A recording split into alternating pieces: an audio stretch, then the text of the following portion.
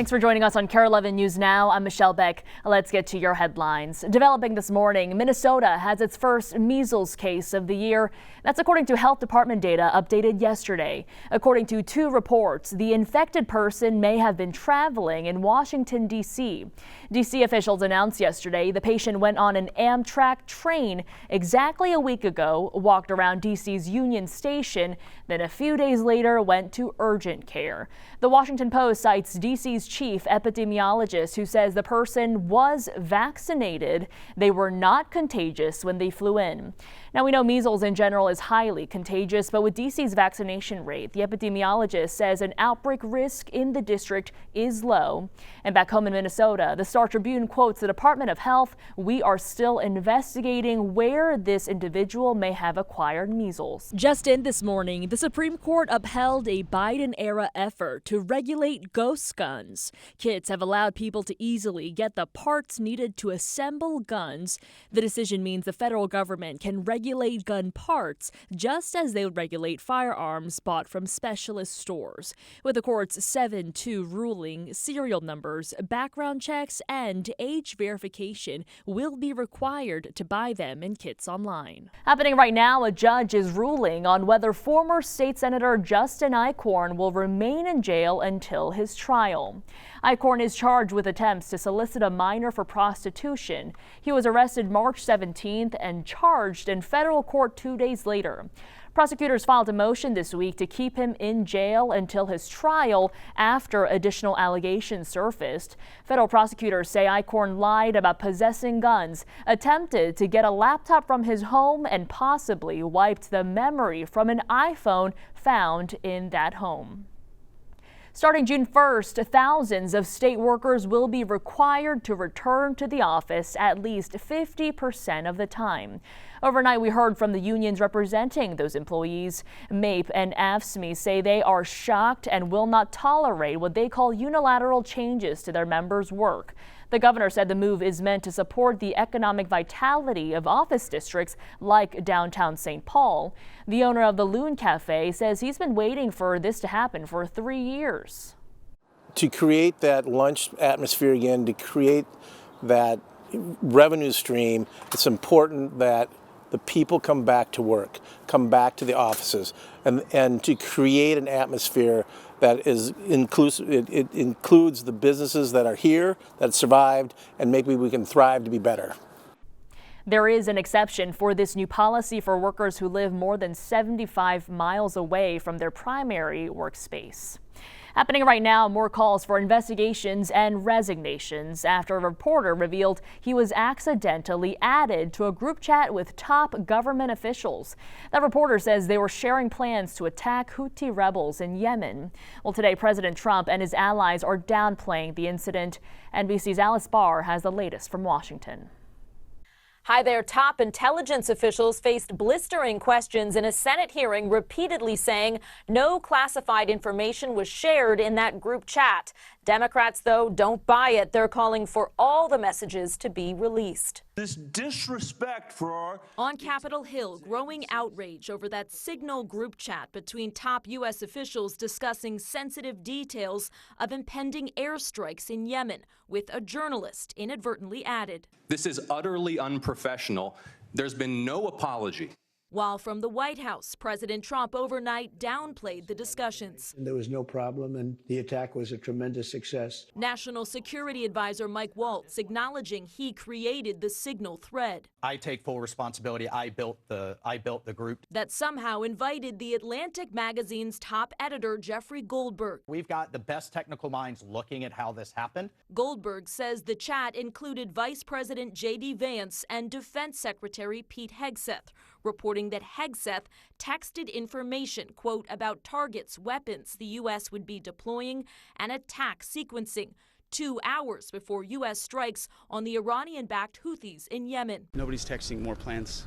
I know exactly what I'm doing. The Atlantic has now released all the texts Goldberg received after repeated claims from President Trump and top officials that they contain no classified information. So at a certain point, I just felt, let our readers decide for themselves. Also on the thread, Director of National Intelligence Tulsi Gabbard and CIA Director John Ratcliffe, who faced a grilling in a Senate hearing, both denying any information in the chat was classified. My communications, to be clear, in a Signal message group were entirely permissible and lawful. There was no classified material that was shared in that. So then if there was no classified material, share it with the committee. You can't have it both ways. As calls for an investigation grow louder. Former national security officials say details of planned military operations, including times, targets, and weapons, are by definition classified. And we're expecting to hear more questioning on this when top Trump intelligence officials testify again today, this time in a House hearing. In Washington, I'm Alice Barr. Back to you. It was exactly a year ago this morning, a cargo ship leaving the port of Baltimore lost power, slamming into the Francis Scott Key Bridge, killing 6 people. And this morning, a shocking report from the NTSB claiming Maryland authorities ignored national guidelines calling for vulnerability assessments on the bridge. The agency says the risk of the bridge's collapse was nearly 30 times over the acceptable threshold, but due to a lack of inspections, it wasn't flagged. The Maryland Transportation Authority, however, says the ship is to blame. NTSB investigators say they expect to file a full report this fall. Meanwhile, crews are working to build a new bridge. They're hoping to finish it by 2028. Happening today at the Capitol, a new bill being introduced to help understaffed police departments across the state recruit and retain more officers.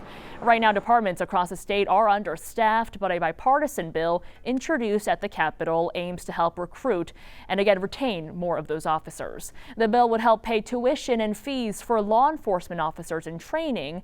The bill's authors say it'll be a big step towards filling a huge gap. Right now, there are over 1,000 open positions in law enforcement. Stacked on top of that, there are over 2,700 officers who are in the 50 to 55 retirement age. That is over a third of our police officer workforce that is either vacant or set to retire.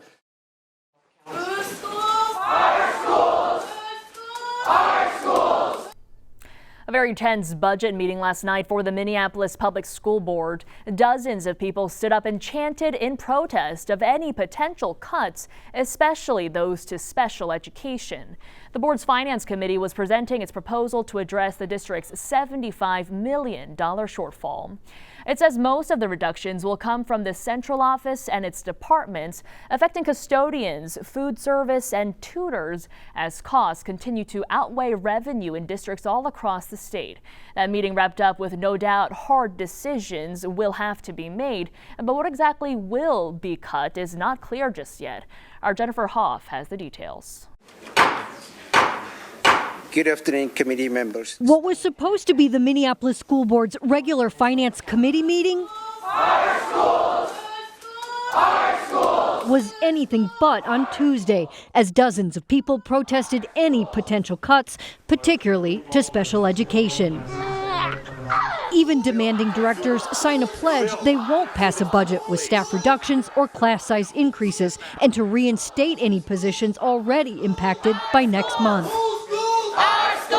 An interruption the board didn't acknowledge. There is a public comment pushing ahead with a presentation about how to right-size the district's $75 million shortfall. Services and positions that no one wants to change. The superintendent saying the central office will be most effective. I want to acknowledge that while I believe this is the right approach given our available resources, it will impact how we carry out our work. There are proposed changes to some of the district's 54 departments that could impact custodians, food service, and tutors as costs continue to outweigh revenue all across the state. In fact, the latest Association of Metropolitan School Districts survey found nearly 50 local districts face a combined $280 million shortfall. Having to estimate what might pass when the legislature finally puts its budget bills together.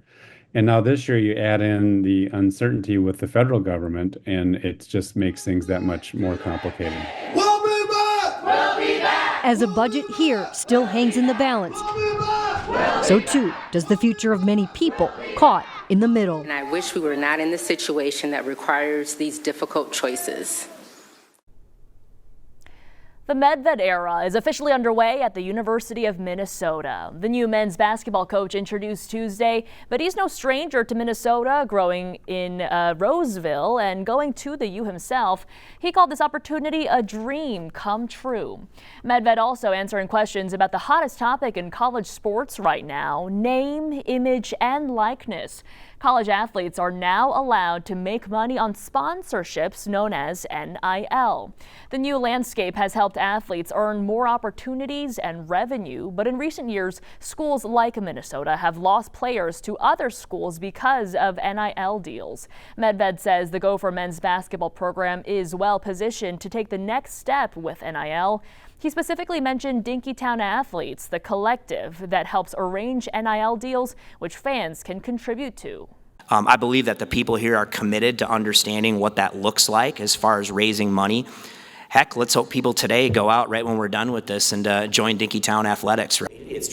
Well, he also said today that the U is ready to welcome the new revenue sharing model in college sports. Starting next year, schools may start paying players directly.